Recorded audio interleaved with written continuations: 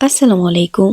আজকে একটি নতুন ভিডিও নিয়ে আপনাদের সামনে হাজির হয়ে গেলাম। তো আজকে সকাল সকালেই কিন্তু আমার হাসব্যান্ড বাজারে চলে গেছিল। একদম সকালে গেছিল কারণ তার অফিস আছে। তো অফিস থাকলে তো আর বাজারে যাওয়া যায় না।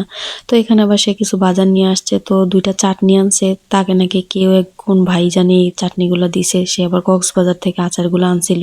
তো আমি বারবার ওইগুলো দেখতেছিলাম আর বাজারগুলো আস্তে, আস্তে নামিয়ে ফেলতেছিলাম। তো টুকিটাকি বাজারই করছে।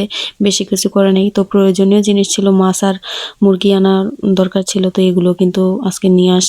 তো এখানে বড়, বড় ২ টা মুরগি আনছে, একটা পাঙ্গাস মাছ। এগুলো আমি আস্তে, আস্তে নামিয়ে তারপরে কিন্তু কেটে একদম ফ্রিজে রেখে দেবো। আর যেগুলা রান্না করব সেগুলা নিচে রেখে দেবো।